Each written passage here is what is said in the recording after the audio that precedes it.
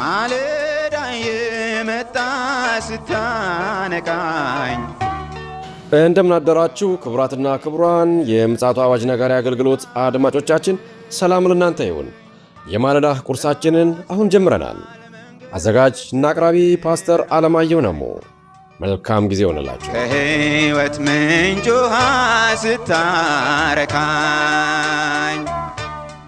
ሰላም ጤና ይስጥልን፣ እንደምን አደራችሁ።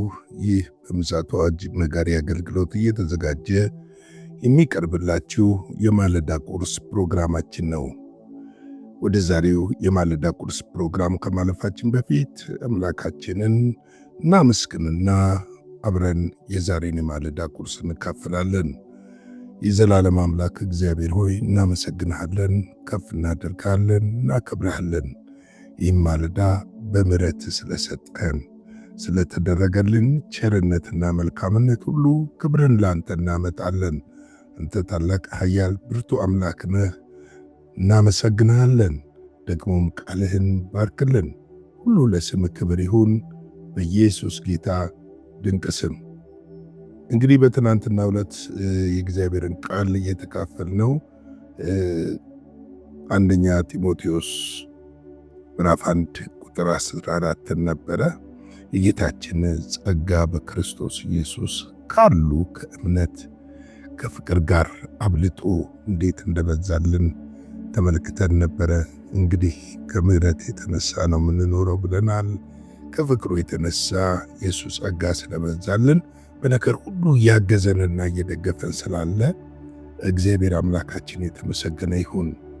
የሱ እርዳታ ነው እዚያ ያደረሰን። ማንም በኃይሉ አይበረታም። ማንም ገንዘብ ስላለ ስለሌለ፣ ስልጣን ስላለ ስለሌለ አይደለም። ሥጋ ለባሽ ነን። ነፍስ መንፈሳችን መላኛነታችን በእጁ ነው ያለው። በማንም እጅ አይደለም ያለው። እሱ ታላቅ አምላክ ነው። ለዚህ ነው እኮ በነገር ሁሉ የእግዚአብሔር ጸጋ ይበዛልን። ያ ጸጋ ደግሞ በሕይወታችን ዘመን ሁሉ ዘመን እየተሻገርን እያለፍን ከእርሱ ጋር በሕይወት ለዘላለም እንድንኖር ያደርገናል። እንግዲህ ዛሬ የምንመለከተው ቁጥር 15 ነው። ቁጥር 15ን አነበውና ደግሞ እስቲ አብረን እንካፈላለን። እንዲህ ይላል፣ ኃጢአተኞችን ሊያድን ክርስቶስ ኢየሱስ ወደ ዓለም መጣ የሚለው ቃል የታመነ እና ሁሉ እንዲቀበለው የተገባ ነው። ከኃጢአተኛም ዋና እኔ ነኝ ይላል። እንግዲህ ክርስቶስ ኢየሱስ የመጣበትን ፐርፐዝ ነው የሚነግረን። ኢየሱስ ክርስቶስ የመጣው የጠፋውን የሰው ልጅ ሊፈልግ ነው። የሰው ልጅ የተፈጠረበትን ዓላማና መስመር ስቶ በኃጢአት ከወደቀ በኋላ ነገር ግን እግዚአብሔር አምላክ በአምሳሉና በመልኩ የፈጠረውን የሰው ልጅ ብቻውን ሊተው ወይም ደግሞ ለዘላለም እቶን አሳልፎ ሰጥቶ ሊተው ስላልፈለገ በዘፍጥረት መጽሐፍ ምዕራፍ 3 ላይ ኪዳን እንደገባልን ልጁን በመላክ ልጁን ለኛ አሳልፎ በመስጠት እኔና እናንተን ሊያድን ወዷል። ስለዚህ ኢየሱስ የመጣው ለማን ነው ብትሉኝ፣ ለኃጢአተኞች ነው። ተስፋ ለሌላቸው፣ ተስፋ ለቆረጡ፣ በጨለማ ውስጥ ላሉ፣ ለወደቁ፣ ጽድቅ አልባ ለሆኑ ለኛ ክርስቶስ ኢየሱስ ወደዚህ ዓለም የመጣው እነኛን ኃጢአተኞችን ሊያድናቸው እንደሆነ ልናውቅ ያስፈልጋል። እንግዲህ የእግዚአብሔር ልጅ ኢየሱስ ክርስቶስ ወደ ምድር በሚመጣበት ሰዓት የሰው ልጅ ምን ነበረ ብለን ስንመለከት ጠፍቶ ነበረ። ከእግዚአብሔር ተለይቶ ነበረ። በእግዚአብሔርና በሰው መካከል የጥል ግርግዳ ወይም የኃጢአት ግርግዳ ነበረ። ይህ ግርግዳ ደግሞ መፍረስ ነበረበት። ስለዚህ ነው ይህንን ግርግዳ ደግሞ የሰው ጽድቅ ወይም የሰው በጎነት ወይም የሰው መልካምነት ሊያፈርሰው አይችልም። ምክንያቱም ሰው መልካምን በማድረግ አይደለም የሚጸድቀው። ሰው በጎን ማድረግ አይደለም የሚጸድቀው። በጎ ማድረግ ያስፈልጋል፣ መልካም ማድረግ ያስፈልጋል። ሊያጸድቀን ሳይሆን ከጸደቅን በኋላ ግን ልናደርገው ያስፈልጋል። ሰው ሊጸድቅ የሚችለው በእምነት ብቻ ነው። በእምነት ብቻ ነው ስንል በክርስቶስ ኢየሱስ በተሰራለት የመስቀል ሥራ በሞትና በትንሣኤው ደግሞም ዳግም መመለሱን የሚያምን በማመን የሚገኝ ሥራ መዳን ብቻ ነው እንጂ ሰው በተለያየ መንገድ በራሱ በሚፈጥራቸው የሃይማኖት መንገዶች ወይም ደግሞ የሰው ልጅ በሚፈጥራቸው እድንበታለሁ ብሎ በሚያስብባቸው መንገዶች አይደለም። ለዚህ ነው መጽሐፍ ቅዱሳችን በዚህ ክፍል ላይ ሲናገር ኃጢአተኞችን ሊያድን ክርስቶስ ኢየሱስ ወደ ዓለም መጣ የሚለው ቃል ምንድን ነው ይላል? የታመነ ነው ይላል። በቃ ከሰማይ የመጣ አንድ ነው። ሊያድነን የመጣ አንድ ነው። ቤዛ ሊሆንልን የመጣ አንድ ነው። ከዚህ ከወደቀ ዓለም ሊያወጣን የመጣ አንድ ነው። እርሱን አምነን ስንቀበል፣ ይህንን የታመነውን ስንቀበል፣ ስናምን እንድናለን። ምክንያቱም መዳንን ያዘጋጀው እግዚአብሔር ለልጆቹ ስለሆነ ነው። ነገር ግን መዳን በተለያዩ መንገዶች የሚገኙ አይደሉም። ዛሬም በክርስቲያን ወንጌል አማኞች ውስጥም የመዳናቸውን የሚጠራጠሩ እንዳሉ አውቃለሁ። መዳናቸው ገና ወደፊት የሆነ ነገር አድርጌ እሱ ሲመጣ ነው ማቀው የሚሉ ነገሮች አሉ።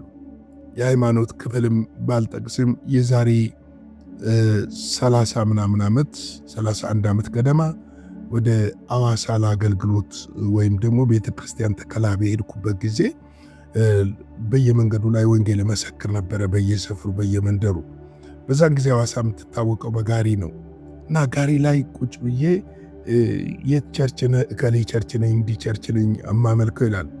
እኔ የምልህ አሁን ብትሞት ወዴት ነው የምትሄደው ብለስ እግዚአብሔር ያውቃል ነበር የሚሉ። ተመልከቱ፣ ሰው ለመዳናቸው እንኳን ብዙ ሰዎች እርግጠኞች አልነበሩ። ደህንነታችን ያለቀና የተፈጸመ እንደሆነ ልናውቅ ያስፈልጋል። ነገር ግን ያለቀና የተፈጸመ ነው ስንል ኃጢአት ውስጥ እየቦካን እንደ ጭቃ እየተጫወትን እንመለሳለን ማለት አይደለም። ውሻ ወደ ተፋቱ እንደሚመለስ ወደ ተፋቱ እንዳንመለስ መጽሐፍ ቅዱስ ይነግረናል። በዚህ ደግሞ ስጋችን ኢየሱስ ክርስቶስን እግዚአብሔርን ልጅ እንድናከብረው ይነግረናል። ምክንያቱም በከበረ ደሙ ታጥበን ስንድን በእኛ ውስጥ ክርስቶስ ወይም መንፈሱ አድሯል። ስለዚህ ይህ ስጋ የከበረ ስጋ እንደሆነም ልናውቅ ያስፈልጋል። ስለዚህ ነው ጳውሎስ እንደዚህ ያለ እንዲቀበሉት የተገባ ነው ካለ በኋላ ከኃጢአተኞቹም ዋና እኔ ነበርኩ እኔ ነኝ ይላል። እንግዲህ ጳውሎስ ፈሪሳዊ ነው እንደምታውቁት። በገማልያል እግር ስር ተምሮ ሕግን ጠንቅቆ የሚያቅና ሕግን ለመፈጸም የሚታተር ሰው ነው። እንግዲህ ከፈሪሳውያኖች ዋና ነበረ። እንደውም ቅዱሳንን ለማሳደድ ከኢየሩሳሌም ደብዳቤ ይዞ በደማስቆ መንገድ እያሳደደ ሳለ ወደ እስር ቤት ወደ ወህኒ ቤት እየጨመረ የነበረ ሰው ነው። እስጢፋኖስ ሲገደል ጨርቁን ይዞ ያስወገረ ሰው ነው። ነገር ግን ይሄ ሰው ምንድን ነው የሚለው? ዋና ኃጢአተኛ ነበርኩ፣ ግን በክርስቶስ ኢየሱስ በማመን የዘላለም ሕይወት እንዳገኘና እንደዳነ ይነግረናል። ስለዚህ ነው ሁለተኛ ጢሞቴዎስ 2:11 ላይ ምን ይላል? ቃሉ የታመነ ነው እንዲህ የሚለው ከእርሱ ጋር ከሞትን ከእርሱ ጋር ደግሞ በሕይወት እንኖራለን ብሎ ይናገራል። ይህ ቃል ምንድን ነው? የታመነ ነው። ለምን? ከእርሱ ጋር ከሞትን ከእርሱ ጋር በሕይወት እንኖራለን። እንዴት ነው የምንሞተው? በጥምቀቱ በመቀበር። እንዴት ነው የምንሞተው? ከእርሱ ጋር ስጋችንን በመስቀል እንዴት ነው የምንሞተው? ለሱ በመኖር ለእውነት በመኖር ለቃሉ በመኖር ያው የሆነው የእርሱ መንፈስ በእኛ ውስጥ ደግሞ ይኖራል። ቲቶ 3:8 ላይ ቃሉ የታመነ ነው፣ እግዚአብሔር የሚያምኑትን በመልካም ሥራ በጥንቃቄ እንዲጸኑን እነዚህን አስረግጦ እንደተናገረ እንፈቅዷል። ይህም መልካም ለሰዎች የሚጠቅም ነው እያለ ይነግረናል። በማርቆስ 2:17 ላይ ይሄ ቃል በጣም የሚገርም ቃል ነው። እንደዚህ ይላል፣ ኢየሱስም ሰምቶ ሕመምተኞችን እንጂ ብርቱዎችን ባለመድኃኒት አያስፈልጋቸውም፣ ኃጢአተኞች እንጂ ጻድቃን ልጠራ አልመጣሁም አላቸው። እንግዲህ በዛን ጊዜ የነበረው በዛን ዘመን የነበረው ክርክር በመዳን መንገድ ላይ ያለውን ነገር ስንመለከት ከማን ነው የምታድነን ብለው ኢየሱስ ክርስቶስን ይጠይቁ ነበረ። ምክንያቱም ኢየሱስ ክርስቶስ ከቀራጮች ጋር ከኃጢአተኞች ጋር ይበላ ይጠጣ ስለነበረ ኃጢአተኛ ነው ብለው ያስቡ ነበረ። መሲህ ነው ብለው ሊያድንን የመጣ ነው ብለው አያስቡም ነበረ። ነገር ግን ኢየሱስ ክርስቶስ ይህንን ተመልክቶ እኔ የመጣሁት ለሕመምተኞች እንጂ ብርቱዎች ወይም ባለመድኃኒት ለሆኑት አይደለም የመጣሁት ይላል። ኃጢአተኞችን እንጂ ጻድቃንን ልጠራ አልመጣሁም አላቸው።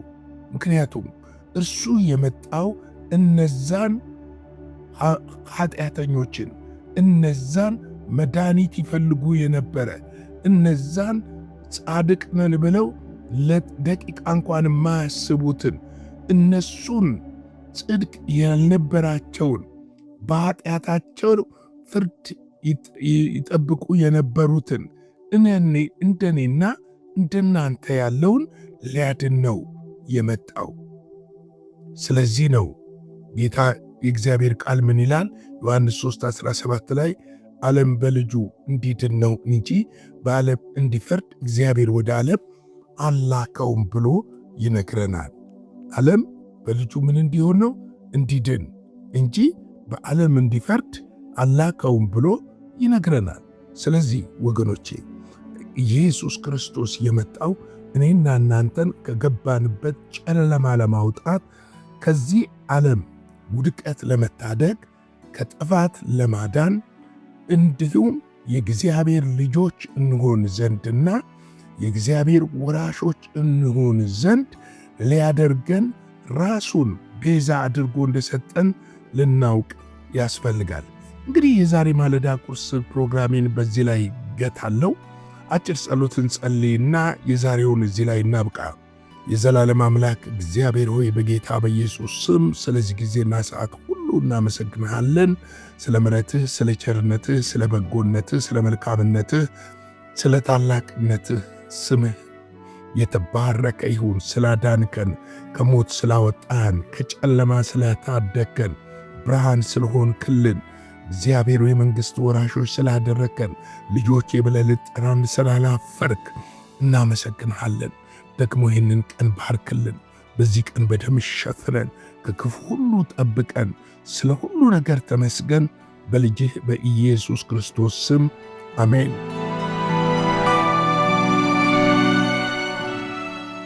በነበረን የመልእክት ክፍለ ጊዜ እንደተባረካችሁ ተስፋ እናደርጋለን።